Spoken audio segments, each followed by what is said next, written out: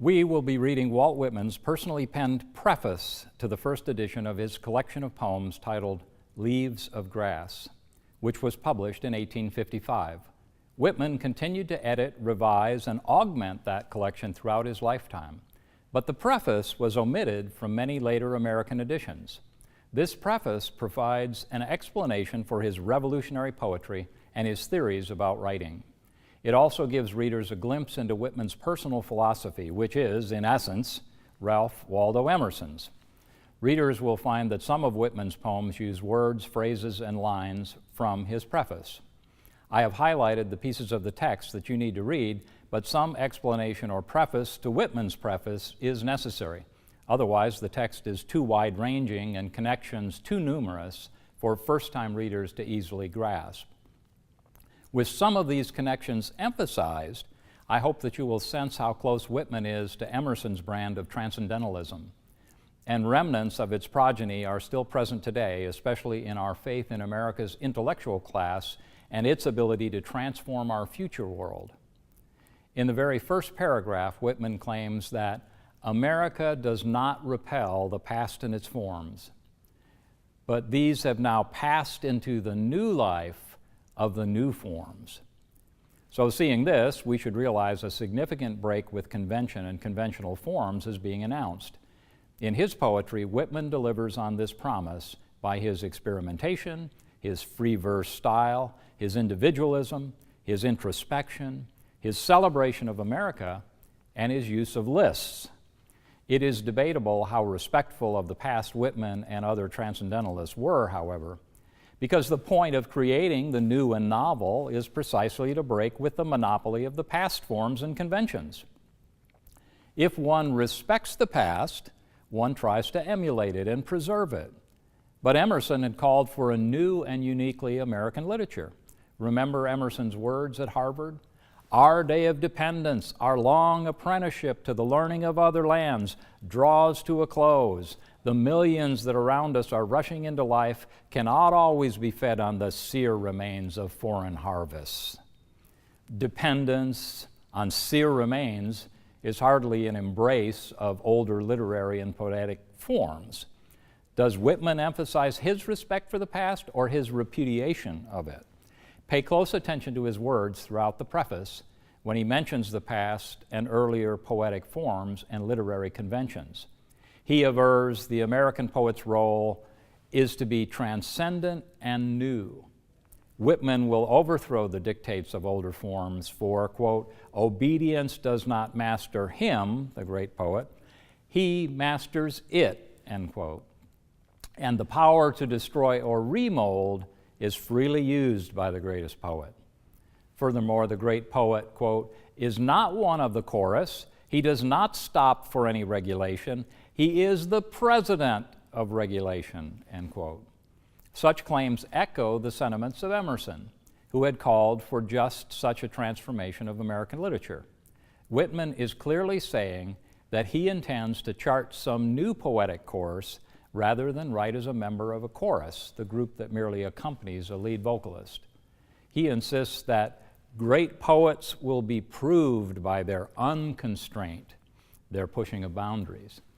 Anyone in Whitman's day who assumes the role of a great poet, quote, walks at his ease through and out of that custom or precedent or authority that suits him not, end quote. The poet is obliged to respect precedent only when it suits him. This is like announcing that we need to obey only those laws that we find convenient. For Whitman, there is virtually nothing external that is worthy of constraining a new transcendentalist poet. Only his personal intrinsic sense of beauty and art should influence him. A cleanest expression is that which finds no sphere worthy of itself and makes one, end quote. This is also the cleanest expression of Whitman's abandonment of every standard except his own personal inclination. Whitman tries to retreat a bit from his radical individualistic statements by finding a guide in nature, precisely where Emerson sent his new, uniquely American scholars. Additionally, Whitman tries to establish a solid guidepost in Americans themselves, because, quote, these American states, strong and healthy and accomplished, shall receive no pleasure from violations of natural models and must not permit them, end quote. So the aesthetic sense needs to cultivate a veneration of nature and natural forms. He lists paintings, carvings, illustrations in books and newspapers, household furnishings and accessories, and even clothing. Everything that comes before the human eye, everything must venerate nature, or it is, quote, a nuisance and revolt, end quote. Furthermore, he decrees, of the human form especially, it is so great it must never be made ridiculous. In such passages, Whitman suggests that great poets have an elevated aesthetic sense, so they will not go astray. But in any case, a healthy society is a reliable backstop because there will never be an American market for the unnatural or abhorrent. This market-oriented backstop, leaving literary consumers in charge of enforcing this aesthetic natural models standard, seems similar to laissez-faire theory in economics. In this economic theory, the best goods at the lowest prices win in the marketplace. Good products force out poorer products. For Whitman, the best poetry will likewise prevail because consumers will get no pleasure from bad poetry, which violates natural models. Good poetry, finding root in healthy American soil, will flourish. Such libertine hopes, however, are often unrealized. Some economists have even argued that the substandard, the poor, and the degraded products are more likely to displace high-quality goods with less obvious merits, especially when price is a factor. For Whitman, no great literature can long endure the passionate instinct of American standards. Today, this seems way too optimistic about the American marketplace of ideas. Does great literature drive out the inferior forms? Are Americans today realizing Whitman's hope of a burgeoning troupe of great new American poets producing an ever greater supply of quality literature for an ever-expanding marketplace of readers? No, perhaps not. We are not being overwhelmed by great poetry in the 21st century, but rather poets are still struggling to get a hearing in an increasingly cacophonic flood of voices from various media. Still, the optimism in Whitman's prose and poetry is attractive and endearing. Such optimism is an article of faith in American transcendentalism. But maybe it works especially well for Whitman precisely because he makes such a clean break with the past. After all, the biggest challenge to optimism about the future is the real-life experience of the past. For example, Nathaniel Hawthorne's dark look into America's roots in the Salem witch trials serves to remind us that even people who came to the New World to experience personal freedom, freedom to practice their religion, could themselves be intolerant and cruel, giving little space for religious differences. But if Hawthorne disparages the church's role in America's bright future is virtually gone in Whitman's philosophy. The poet states clearly, quote, "The genius of the United States is not best or most in its churches," end quote. While traditional sources of hope are discounted by Whitman, take heart because the rising new intellectual class will replace the old, obsolete religious orders. There will soon be no more priests. Their work is done. A new order shall arise. And they shall be the priests of man, and every man shall be his own priest. They shall find their inspiration in real objects today.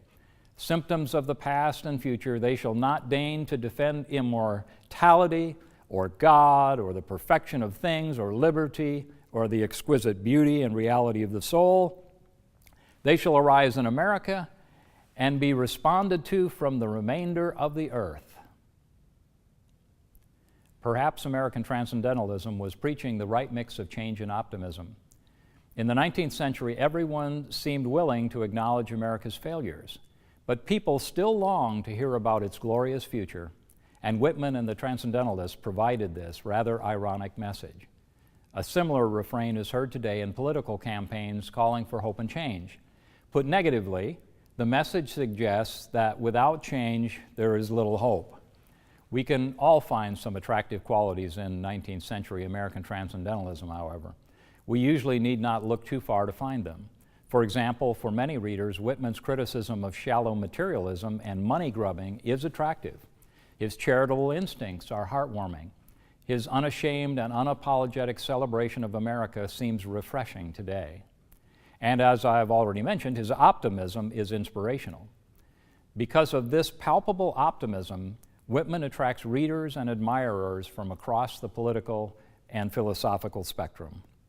Just to illustrate this almost boundless attractive quality in Whitman and his poetry, let me cite two examples: Oscar Wilde and G.K. Chesterton. Wilde represents everything philosophically liberal and revolutionary. He was an openly homosexual man when laws against it in England, as he found, might still be enforced. Wilde was a dandy who worshiped fashion. He was an aesthete who preached self-indulgence and unrestrained living. And when Wilde made his trip to America, he was asked by reporters who or what he wanted to see here. His answer? Walt Whitman. Still, this man who attracted the world's most flamboyant dandy was praised by G.K. Chesterton, who represents everything philosophically conservative and orthodox. Chesterton was so orthodox that he eventually retreated into Roman Catholicism because Protestant churches were too progressive. If religion is about submission to divine authority, it seemed logical to him to submit to the oldest religious authority in Christendom, Roman Catholicism. Chesterton credits Whitman's poetry in Leaves of Grass with bringing him out of a suffocating European pessimism. In Chesterton's dedicatory poem in his comic novel, The Man Who Was Thursday, he openly praises Whitman. I find again the book we found, I feel the hour that flings, far out of fish-shaped Pamanuk, some cry of cleaner things, and the green carnation withered, as in forest fires that pass, roared in the wind of all the world, 10 million leaves of grass. Chesterton suggests that Whitman's book of poems helped bring the peace of God and taught him the truth about striking root and growing old, and gave him a sense of the value of common things in marriage and a creed. But while his poem's reference to the withering of the green carnation is likely directed at Wilde, it turns out that both of these men, nearly opposites, were thoroughgoing fans of Whitman. Some great literature does have this marvelous transcendent quality. Regardless of who looks at it or what its philosophical tendencies might be, it is still great literature.